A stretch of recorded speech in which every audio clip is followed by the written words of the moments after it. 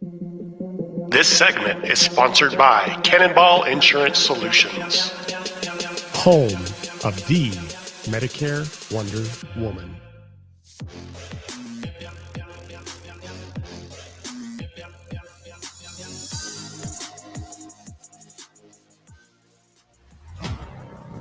Have you ever dreamed of being rich and famous? Maybe you've dreamed of following in the footsteps of Elon Musk or Jeff Bezos. Have you ever asked yourself what it took to get there? Well, join Rebecca Davis as she interviews the current rich and famous to discuss what steps were taken on their journeys. Welcome to Big Journeys, Small Steps.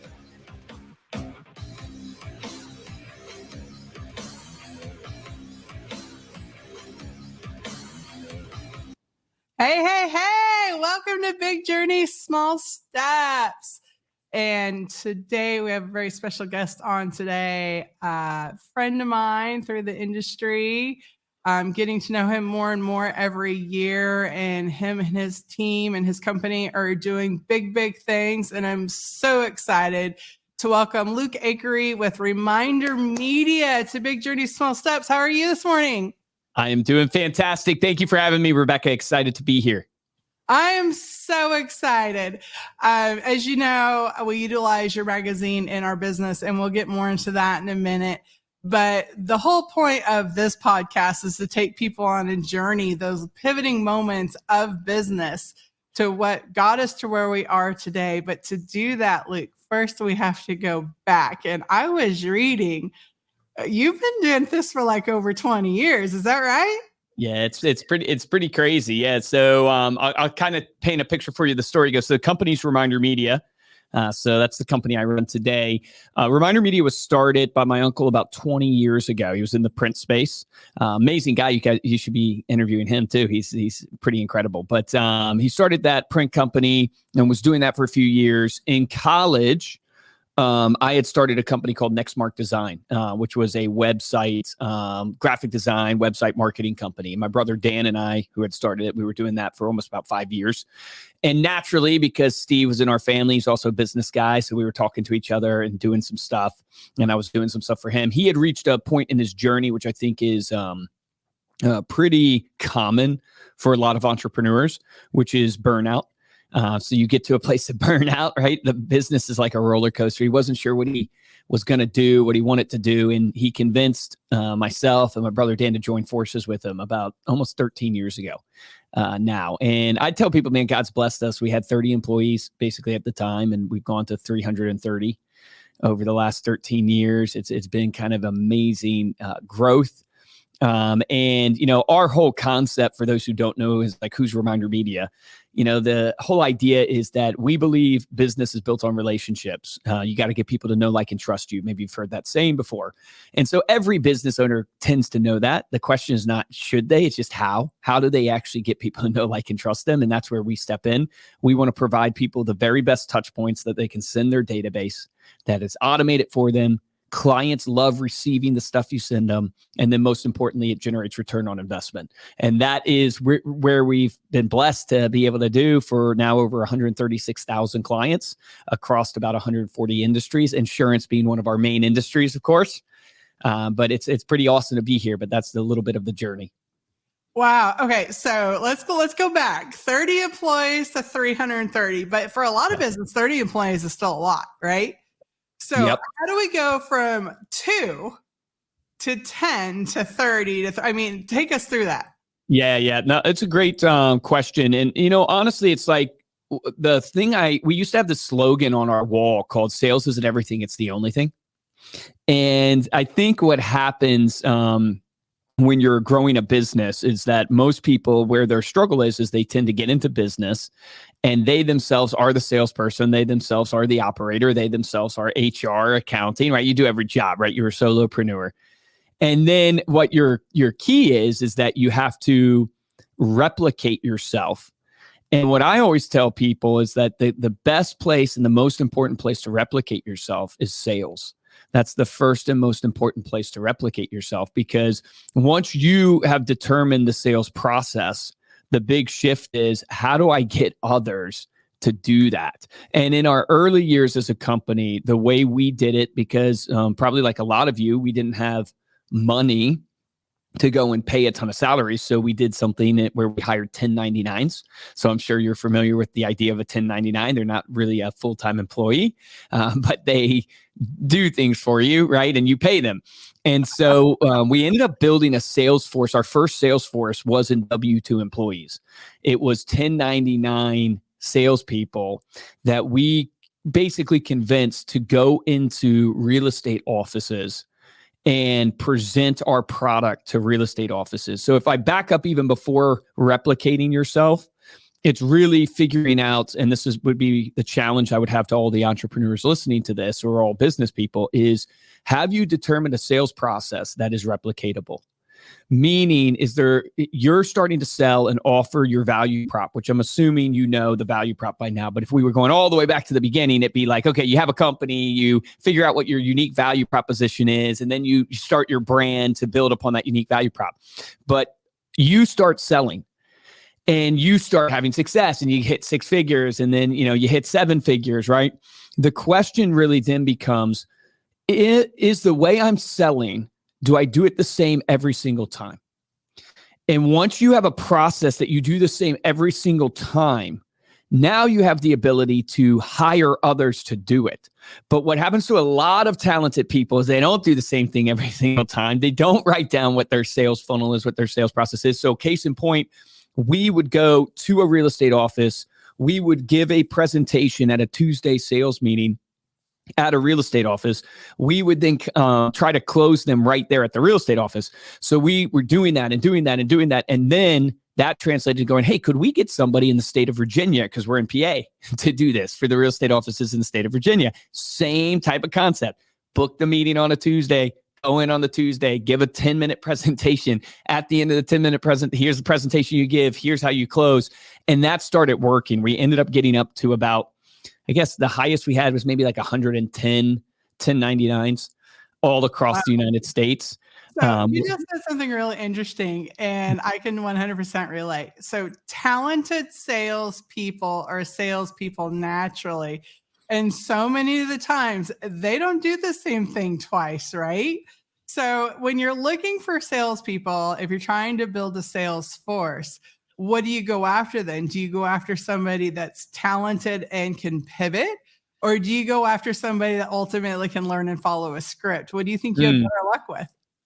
So I wish I knew the secret to hiring salespeople. I've hired so many, and I've gotten some unicorns, as they call them. But, right now we have about 170, I guess, salespeople on the phones and stuff like that. Here's what I look for in an interview. I look for really 4 different things. One thing I look for is energy. Because in our sales specifically, but I think all sales, you need to have people that bring an energy to a call, an energy to a presentation, to a room. When they walk in, everybody knows them. They walk in and they just light up the room. You just want to be around them. And you can tell that how in an interview? Well, you can tell a lot of times by the way they look at you, the smile that they have, the way they're talking from a tone and inflection standpoint. They might be fidgeting in their chair, right? They might look like they have ADHD, but they have energy about them. And energy causes movement. And movement is what you need for people to actually purchase something. So I look for energy. It's one thing I look for. Most important is I look for what I call sales acumen, or you might call it communication skills. So what I have found with good salespeople is they can carry a conversation. They are quick-witted. This is important. Mm-hmm. They're able to respond with, if you give them an objection, they're able to think on their feet. They're able to carry a conversation and not bore you. So what's an interview question I ask? Hey, walk me through your journey. Walk me through your story here. Why you've done the jobs you've done, why you went to the school you went to. If they can't keep me hooked in just even how they describe their own life, well, I know, I'm going to have to teach this person some basic skills of the art of communication, which can be done because nobody's born exactly a salesperson. You're kind of nurtured into it for the most part and then trained. But I would rather take somebody who has some natural inclinations of storytelling. So the third thing I look for, and I know I'm long-winded here, so sorry, but the third thing I look for is motivation. So this is one that is so hard to test for. I still haven't really been able to figure out how to do it exactly from a data standpoint, but I need to know that Rebecca Davis has a hunger within her that I don't have to motivate. I will motivate her, but she motivates herself. Right. And this is why I love hiring salespeople that have kids. This is why I love hiring salespeople that have responsibility, because they have a natural motivation to keep them in tune. And I even tell my salespeople, put a picture of your kid on your computer screen right there. So when you don't want to dial, you just look at your kid and go, I'm not going to go home and tell them I wasn't willing to work hard to not close them a deal so they could have what they wanted in life. And so I look for that hunger and motivation to overcome adversity. And the last but not least, I didn't value this as much as I should have early on. And we ran into some pain points with it, but it was character. Your brand is a representation of you. The only thing you really truly carry with you is your reputation. And so it's worth its weight in gold. And so you have to hire people and bring people into your organization that believe in the vision and mission greater than themselves, and have a character where they don't lie, cheat, steal. They consider to put other people above themselves. And so those are really the 4 things I test for and look for when hiring salespeople. Of all the things that I could ask, I've really honed into, if they have those 4 things: energy, sales ability to talk, hunger to actually do the job, and they have good character. In all that mouthful, you just hit 4 of our 5 core values. Integrity, reputation, what's the fifth one I missed? Yeah. Right? So let's go back for a minute. So you had 110 1099s. Yep. And then something happened, right? You decided, okay, this is a real business. We're doing this. And you pivot. What do you pivot to from there?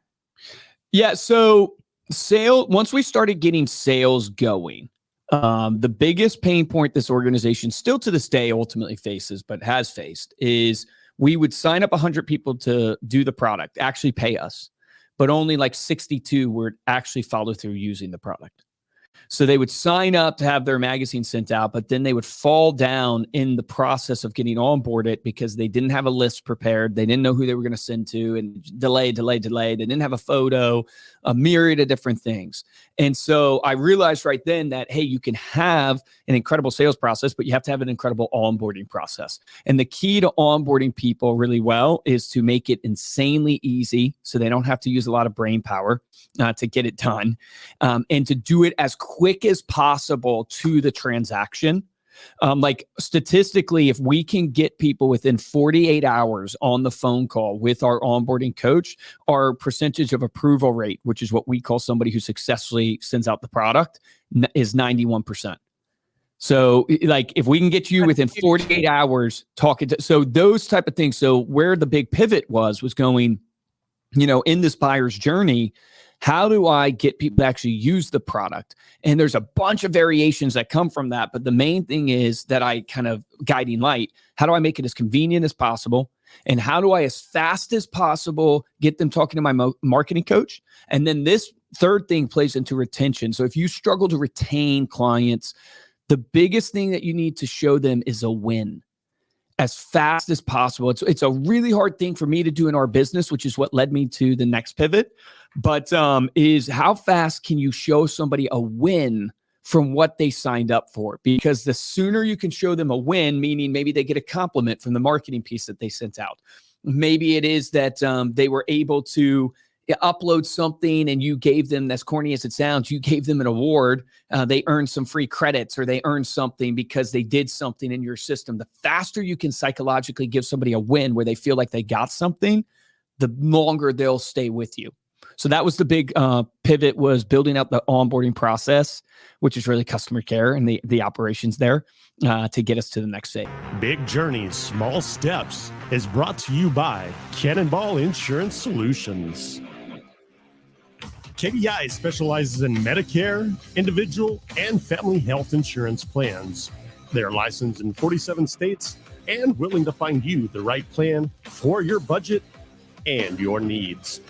Give them a call at 254-918-5444 or check them out online at kbisolutionsllc.com. That is Cannonball Insurance Solutions with a K. All right, Luke. So we were talking about 1099s. and then your onboarding process. And then, so we got these Salesforce that are 1099s.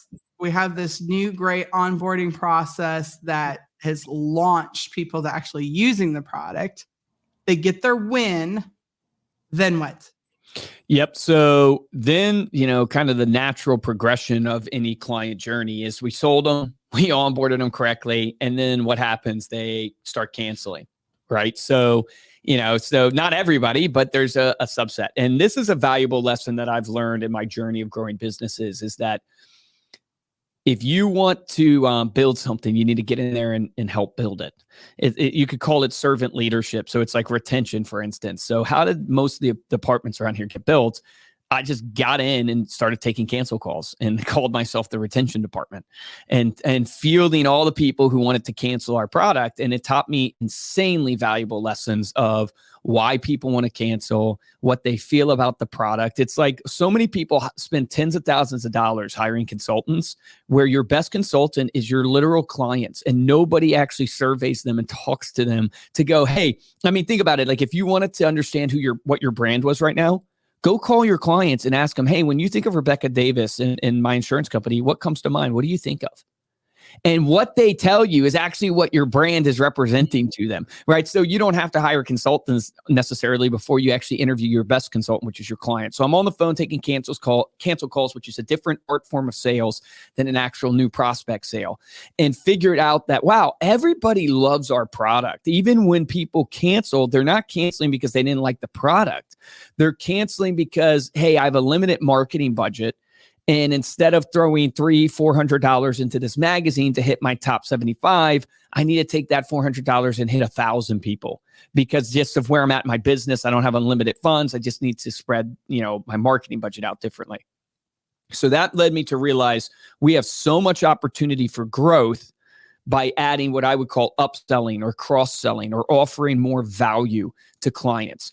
Pretty basic, but that led me down the road of going, hey, what naturally do people think they want when they have a printed magazine? Naturally, people want a digital magazine because they want to post it on their website. They want to send it through email. So that led me down the road of creating our digital suite of products, which was, okay, let me get in and say, talk to the clients, figure out how to save them. By saving them, realizing, hey, they want more value. What's the number one thing that is most obvious for value? They want the ability to send their magazine through email. They want the ability to post their magazine on social. So started creating those products. But this is a key point I would make is that the reason why Reminder Media is a multi-million-dollar company and we've had success in order to build these other products and go into these other industries was not because we knew this at the time. We were just blind to it. But I look back, it was one of the keys to our success. We did not deviate from what we were doing for literally like the first 15 years of this business.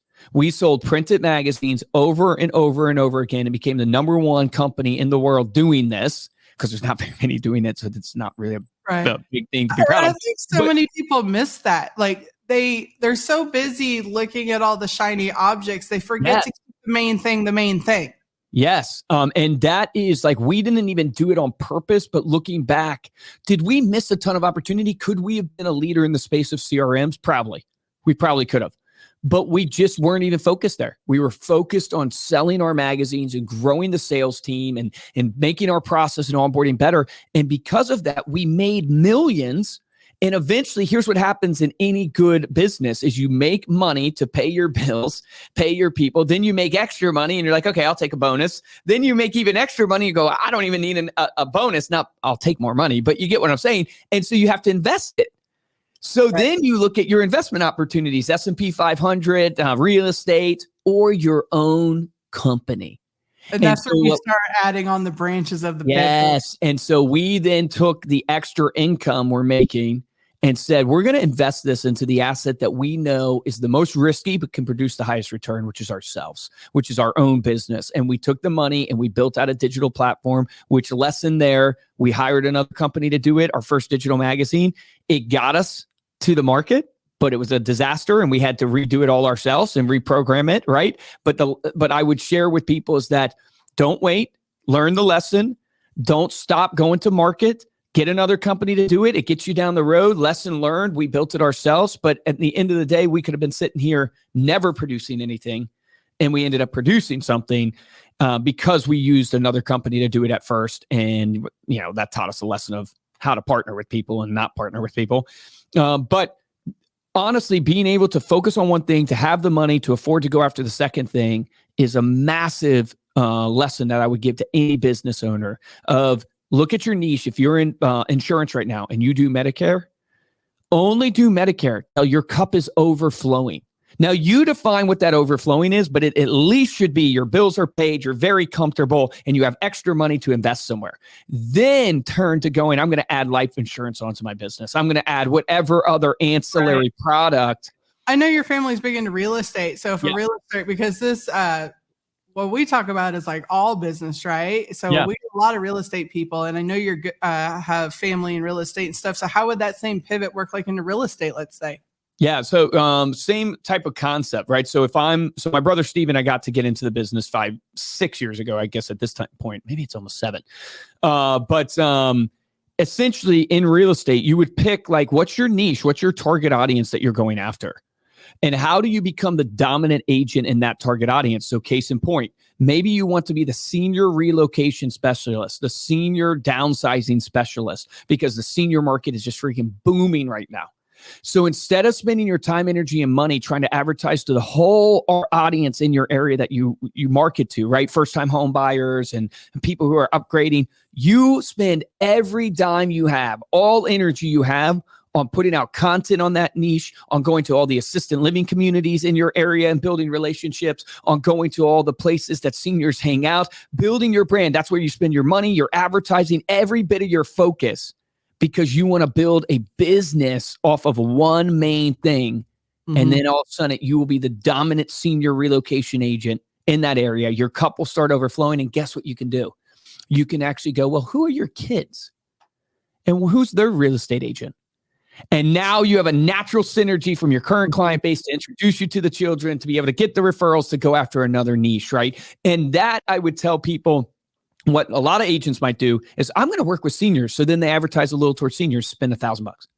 And they take then half of their marketing budget and they go, well, I also want to see if I can, hit some first-time home buyers, and they spend it on first-time home buyers, and they don't realize it's not bad. It's just, you're not getting the momentum you need. Mm-hmm. And you're just delaying your takeoff to income in one niche. And just, it's hard because the blue ocean seems so blue and you just want to dive in, but that's fake money. That's not real. When someone says, I'm killing it in first-time home buying, and you've been focused on seniors, don't get distracted and go, oh, I'm missing out on that money. No, that's not real money. You haven't put in execution yet. There's no real money over there. That's a fake idea. Focus where you're at. That is so good. Because even in our industry, trying to teach agents and stuff to like hyper focus on one thing.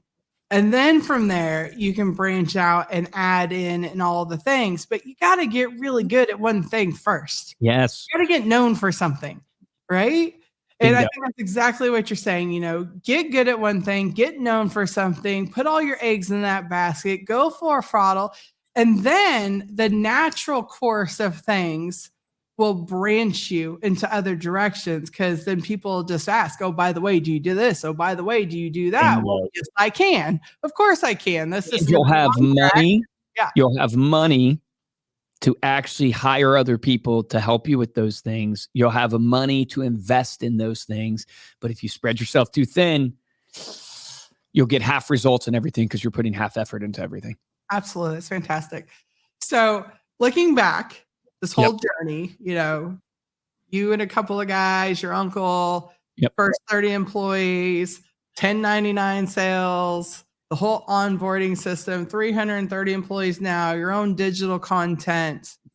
Of those milestones in the journey, if you had to pick one that really, at the end of the day, sealed the deal, turned the corner, is what made Reminder Media today, which one was it? Ah, man. I don't think there's really one thing I could point to, but I'll give you two ones that I think are crucial.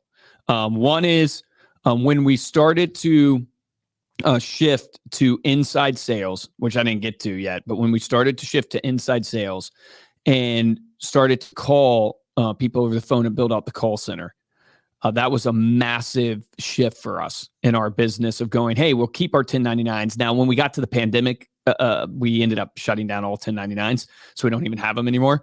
But shifting to inside sales, which allowed us to control the process even more. So 1099s, the problem is you can't control them. So that was a massive shift of being willing to do that. And most people, they are too scared to cold call. Now, I know maybe not in the insurance space, but in most companies, they do not have an aggressive outreach campaign happening in their business. They rely only on marketing. And that is a massive downside because marketing tends to be more billboard effect, brand effect, and that's a slow, long-term game. So we did both. And having, put it this way, having 170 people on the phones all day doing 200 dials a day, 4 hours of phone time, I can aim that machine gun at any industry. I can aim it at any campaign and get 15, 20,000 calls happening to an arena where most people can't do that. So if I introduce a new product, think about it. I can take 20,000 calls a day calling a campaign on that product, which is a huge advantage to our company that we have. So that was a huge one. And then the second, which I'll just wrap up with this, is going like, hey, look, when we figured out how to sell it, when we figured out how to onboard it, when we figured out that the value prop, we needed a little bit more products. People can't flow you if they don't know you, as Grant Cardone says. And we were a marketing company, not really marketing ourselves extremely well, which is very common in the marketing space. They market everybody else but themselves. I went all in on marketing ourselves. Well, that's an interesting topic right there. You're a marketing company that was not marketing yourself. How does that even happen, Luke? Yeah, it's because you're focused 100% of your time on just your clients and you're not realizing, hey, in order to build a brand, you have to apply what you like. How many times do people not walk the talk? You know what I mean? How many times do you can preach, but you're not living it? It's like the same thing was happening to us. And so I got all in on being the chief evangelist of Reminder Media for podcasting, for conferences, for you name it, content on social. And, this is where we started to really take off, was when we added this flywheel effect of we have a massive brand being built through content marketing and through conference marketing. And then we have a massive call center following up to all the leads. See, most people go to a conference, right? And they're signing up and they're trying to get people at the booth and they might follow up with some people. We're lucky because I can go to a conference, I can speak, or I can go, and I have a whole sales team that is going to follow up with every single lead, every single attendee even at that conference. Hey, just want to see if you were able to stop by our booth, all that. And that is a massive advantage to our business. So we do both inbound and outbound well, I think. Obviously, we could do it better, but we do it well. We could all do things better, right? But as I've learned through the years, done is better than perfect. Amen. So I actually utilized the magazine. I got one here. I just grabbed it so people can kind of see. I use the American Lifestyle one. That's great. My clients, it's a retention piece. We send it out to new prospects as well, in doctor's office, all kinds of things. But I love it. I've been using the magazine now like 3 years. Clients call, they enjoy it. It's actually a really well done magazine. For those of you that have never looked at it, it's a true, what I like to call a coffee table magazine, which ultimately I think is part of what makes it so desirable by the clients, because the only branding in it is your clients. There's no other commercial in the magazine except for the person giving the magazine away. So very little on commercial content, and what it is about the person actually sending it to them. So, and then it hangs around, because if you pick out strategy rides, your magazines, because in your portal, as you were talking about, you get to design it all. It's really great. So you get to send out hopefully something that's going to sit on your client's coffee table or kitchen table for months on end, and they continue to read it, because it is a reading magazine, not just a thumb through ad magazine, which I think is fantastic. So I really love the piece. Luke, I appreciate your time. I don't want to keep you on. I know with as fast paced as you are, you still got a massive journey to complete. You're not done yet. But if people wanted to find you, how would they find you? Yeah, I would love to connect with any of you listening to this. If you go to Instagram, it's at Luke Acree, and Acree is spelled Acree. So at Luke Acree, if you want to check out what we're doing company-wise, you can go to remindermedia.com. You can see all of our suite of tools from the magazine to digital and a bunch of other stuff that we offer today. But Rebecca, love you. Thank you for being a client. Thank you for having me on your show. It's been awesome. Thanks, Luke. You have an amazing rest of your journey, and I can't wait to continue following it.